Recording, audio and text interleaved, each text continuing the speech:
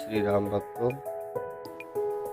आशा करता हूँ कि आप सभी लोग कुशल से होंगे और अगर कोई दुख या परेशानी हो तो प्रार्थना करता हूँ कि भगवान आपकी दुख परेशानी को दूर करें।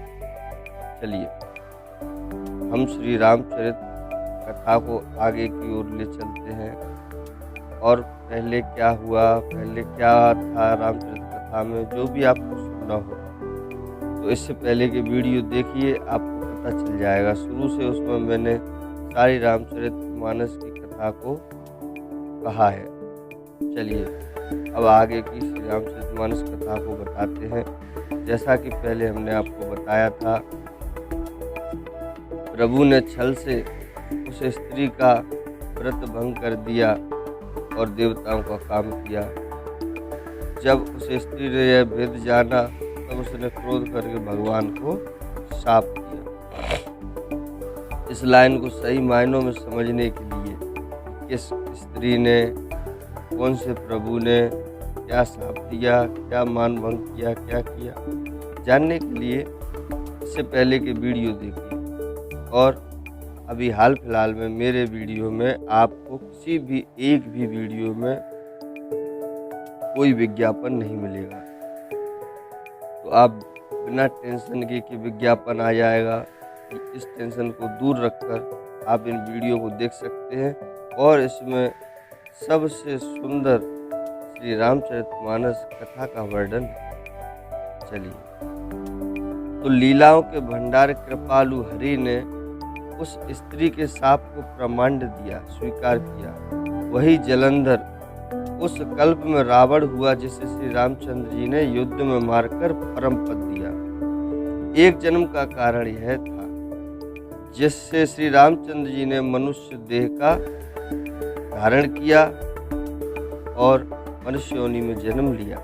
हे भरद्वाज मुनि, सुनो, प्रभु के प्रत्येक अवतार की कथा कवियों ने नाना प्रकार से कही है। एक बार नारद जी ने शाप दिया, अतः एक कल्प में उसके लिए अवतार हुआ। यह बात सुनकर पार्वती जी बड़ी चकित हो गई और बोली, नारद जी तो विष्णु भक्त और ज्ञानी हैं, फिर उन्होंने भगवान को शाप किस कारण से दिया? लक्ष्मीपति भगवान ने उनका क्या अपराध किया? हे पुरारी शंकर जी, यह कथा भी मुझसे कही है। मुनि नारद के मन में मोह होना बड़े आश्चर्य की बात है। तब महादेव जी हंसने लगे और कहने लगे, न कोई ज्ञानी है न कोई मूर्ख है। श्री रघुनाथ जी जब जिसको जैसा करते हैं वह उसी क्षण वैसा ही हो जाता है। याज्ञवल्क्य मुनि कहते हैं, भरद्वाज, मैं श्री रामचंद्र जी के गुणों की कथा कहता हूँ, तुम आदर से सुनो। और मैं सभी वीडियो देखने वालों से कहता हूँ कि आप भी आदर से सुनो। तो बाबा तुलसीदास जी कहते हैं, मान और मद को छोड़कर आवागमन का नाश करने वाले श्री रघुनाथ जी को भजो। हिमालय पर्वत में एक बड़ी पवित्र गुफा थी, उसके समीप ही सुंदर गंगा जी बहती। वह परम पवित्र सुंदर आश्रम देखने पर नारद जी के मन को बहुत ही सुहावना लगा। पर्वत, नदी और वन के सुंदर विभागों को देखकर नारद जी का लक्ष्मीकांत भगवान के चरणों में प्रेम हो गया। भगवान का स्मरण करते ही उन मुनि के शाप की, जो शाप उन्हें दक्ष प्रजापति ने दिया था और जिसके कारण वे एक स्थान पर नहीं ठहर सकते थे, गति रुक गई और मन के स्वाभाविक ही निर्मल होने से उनकी समाधि लग गई। तो नारद मुनि की यह तपोमयी स्थिति देखकर देवराज इंद्र डर गया। उसने कामदेव को बुलाकर इसका आदर सत्कार किया और कहा, मेरे हित के लिए तुम अपने सहायकों सहित नारद जी की समाधि भंग करने को जाओ। यह सुनकर मीन ध्वज कामदेव मन में प्रसन्न होकर चलने लगा। इंद्र के मन में यह डर हुआ कि देवर्षि नारद मेरी पूरी अमरावती का निवास तो नहीं चाहते, इसलिए तपस्या करने लगे। जगत में जो कामी और लोभी होते हैं वे कुटिल कौवे की तरह सबसे डरते हैं। जैसे मूर्ख कुत्ता सिंह को देखकर सूखी हड्डी लेकर भागे और वह मूर्ख यह समझे कि कहीं उस हड्डी को सिंह छीन न ले, वैसे ही इंद्र को नारद जी मेरा राज्य छीन लेंगे ऐसा सोचते लाज नहीं आई। जब कामदेव ने उस आश्रम में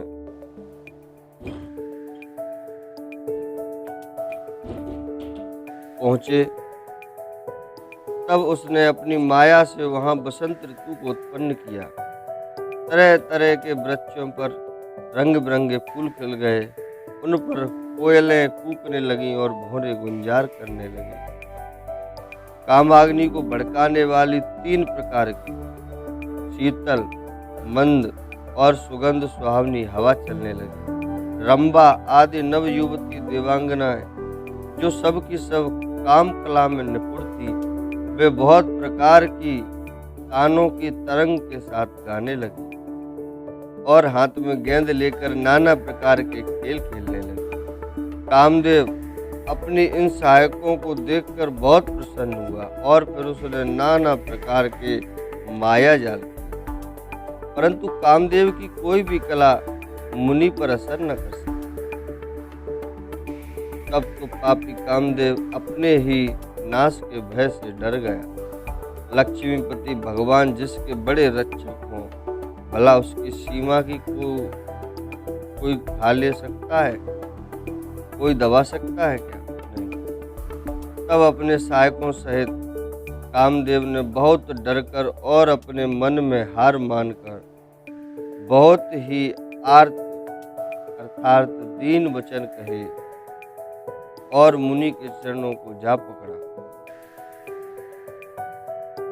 वैश्य जी के मन में कुछ भी क्रोध न आया। उन्होंने कामदेव को प्रिय वचन कहकर समाधान उनका किया। तब मुनि के चरणों में सिर नवाकर और उनकी आज्ञा पाकर कामदेव अपने सहायकों सहित लौट गए। देवराज इंद्र की सभा में जाकर उसने मुनि की सुशीलता और अपनी करतूत सब कही, जिसे सुनकर सबके मन में आश्चर्य हुआ और उन्होंने मुनि की बड़ाई करके श्री हरि को सिर नवाया। तब नारद जी शिव जी के पास गए। उनके मन में इस बात का अहंकार हो गया कि हमने कामदेव को जीत लिया। उन्होंने कामदेव के चरित्र शिव जी को सुनाए और महादेव जी ने उनको अत्यंत प्रिय जानकर इस प्रकार की शिक्षा दी। हे मुनि, मैं तुमसे बार बार विनती करता हूँ कि जिस प्रकार यह कथा तुमने मुझे सुनाई है उस तरह भगवान श्री हरि को कभी मत सुनाना। चर्चा भी चले तब भी इसको छिपा जाना। यद्यप शिवजी ने यह हित की शिक्षा दी पर नारद जी को वह अच्छी न लगी। हे भरद्वाज, याज्ञवल्क्य जी कह रहे हैं, हे भरद्वाज, अब कौतुक सुनो, हरि की इच्छा बड़ी बलवान है। श्री राम जी जो करना चाहते वही होता है, ऐसा कोई नहीं जो उसके विरुद्ध कर सके। श्री शिव जी के वचन नारद जी के मन को अच्छे नहीं लगे। तब वे वहां से ब्रह्मलोक को चल दिए। एक बार गान विद्या में निपुण मुनिनाथ नारद जी हाथ में सुंदर बीड़ा लिए हरि गुण गाते हुए क्षीर सागर को गए, जहाँ वेदों के मस्तक स्वरूप मूर्तिमान वेदांत तत्व लक्ष्मी निवास भगवान नारायण रहते हैं। राम निवास भगवान उठकर बड़े आनंद से उनसे मिले और ऋषि के साथ आसन पर बैठ गए।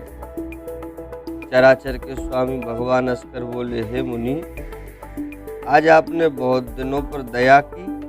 यद्यप शिवजी ने उन्हें पहले से ही बरज रखा था तो भी नारद जी ने कामदेव का सारा चरित्र भगवान को कह सुनाया। श्री रघुनाथ जी की माया बड़ी ही प्रबल है। जगत में ऐसा कौन जन्मा है जिसे वह मोहित न कर दे। भगवान रूखा मुंह करके कोमल वचन बोले, हे मुनिराज, आपका स्मरण करने से दूसरों के मोह, काम, मद और अभिमान मिट जाते हैं। फिर आपके लिए तो कहना ही क्या है। हे मुनि सुनिए, मोह तो उसके मन में होता है जिसके हृदय में ज्ञान वैराग्य नहीं है। आप तो ब्रह्मचर्य व्रत में तत्पर और बड़े धीर बुद्धि हैं। भला कहीं आपको भी कामदेव सता सकता है। अब क्या हुआ कि नारद जी ने अभिमान के साथ कहा, भगवान यह आपकी कृपा है। करुणा निधान भगवान ने मन में विचार कर देखा कि इनके मन में गर्व की भारी वृक्ष का अंकुर पैदा हो गया है। मैं उसे तुरंत ही उखाड़ फेंकूंगा, क्योंकि सेवकों का हित करना हमारा प्रण है। मैं अवश्य ही वह उपाय करूंगा जिससे मुनि का कल्याण और मेरा खेल हो। तब नारद जी भगवान के चरणों में सिर नवाकर चले। उनके हृदय में अभिमान और भी बढ़ गया। तब लक्ष्मीपति भगवान ने अपनी माया को प्रेरित किया। अब उसकी कठिन करनी सुनी। उस हरि माया ने रास्ते में 100 योजन 400 कोस का एक नगर रचा। उस नगर की भांति भांति की रचनाएं लक्ष्मी निवास भगवान विष्णु के नगर से भी अधिक सुंदर थी। उस नगर में ऐसे सुंदर नर नारी बसते थे मानो बहुत से कामदेव और उसकी स्त्री रति ही मनुष्य शरीर धारण किए हुए। उस नगर में शीलनिधि नाम का राजा रहता था, जिसके यहाँ असंख्य घोड़े, हाथी और सेना के समूह थे। उसका वैभव और विलास 100 इंद्रों के समान था। वह रूप, तेज, बल और नीति का घर था। उसके विश्व मोहिनी नाम की एक ऐसी रूपवती कन्या थी जिसके रूप को देखकर लक्ष्मी जी भी मोहित हो जाए। वह सब गुणों की खान भगवान की माया ही थी। उसकी शोभा का वर्णन कैसे किया जा सकता है। वह राजकुमारी स्वयंवर करना चाहती थी, इससे वहां अगणित राजा आए हुए थे। हिलवाड़ी मुनि नारद जी उस नगर में और नगर वासियों के यहाँ उन्होंने सब हाल पूछा। सब समाचार सुनकर वे राजा के महल में आए। राजा ने पूजा करके मुनि को आसन पर बैठा दिया। फिर राजा ने राजकुमारी को लाकर नारद जी को दिखलाया और पूछा कि हे नाथ, आप अपने हृदय में विचार कर इसके सब गुणों और दोषों को कहिए। उसके रूप को देखकर मुनि अपना वैराग्य भूल गए और बड़ी देर तक उसकी ओर देखते ही रह गए। उसके लक्षण देखकर मुनि अपने आप को भी भूल गए और हृदय में हर्षित हुए, पर प्रकट रूप में उन लक्षणों को नहीं कहा। लक्षणों को सोचकर वे मन में कहने लगे कि जो इसे ब्याएगा वह अमर हो जाएगा और रणभूमि में कोई उसे जीत नहीं सकेगा। यह शीलनिधि की कन्या जिसको बरेगी, सब चर अचर जीव उसकी सेवा करें। सब लक्षणों को विचार कर मुनि ने अपने हृदय में रख लिया और राजा से कुछ अपनी ओर से बनाकर कह दिया। राजा से लड़की के सुलक्षण कहकर नारद जी चल दिए, पर उनके मन में यह चिंता थी कि मैं जाकर सोच विचार कर अब वही उपाय करूं जिससे यह कन्या मुझे ही बने। इस समय जब तब से तो कुछ हो नहीं सकता है विधाता, मुझे यह कन्या किस तरह मिलेगी। इस समय तो बड़ी भारी शोभा और विशाल रूप चाहिए, जिसे देखकर राजकुमारी मुझ पर रीझ जाए और तब जयमाल मेरे गले में डाल दे। एक काम करूं कि भगवान से सुंदरता मांगूं, पर भाई उनके पास जाने में तो बहुत देर हो जाएगी, किंतु श्री हरि के समान मेरा हेतु भी कोई नहीं है, इसलिए इस समय वे ही मेरी सहायता करें। उस समय नारद जी भगवान की बहुत प्रकार से विनती की। नारद जी ने तब लीलामय कृपालु प्रभु वहीं प्रकट हो गए। स्वामी को देखकर नारद जी के नेत्र शीतल हो गए और वे मन में बड़े ही हर्षित हुए कि अब तो काम बन ही गया। नारद जी ने बहुत दीन होकर सब कथा कह सुनाई और प्रार्थना की कि कृपा कीजिए और कृपा करके मेरे सहायक बनिए।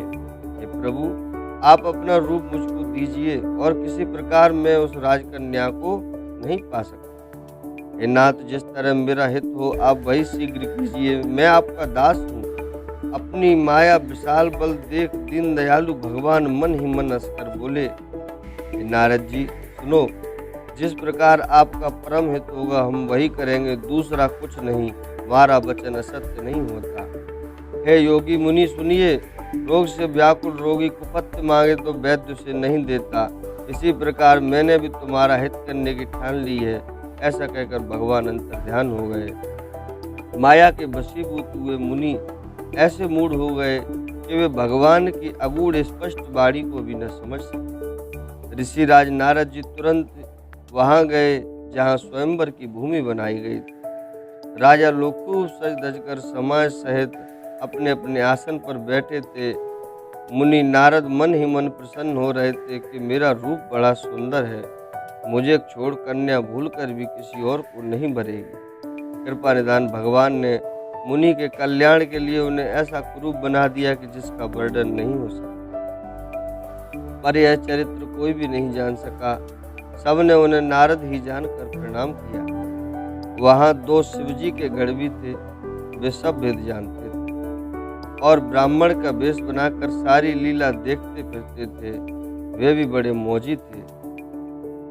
अब आगे की कथा के लिए कल तक का इंतजार करना पड़ेगा। इससे आगे की जो भी कथा है उसको हम आपको कल सुनाएंगे। जय श्री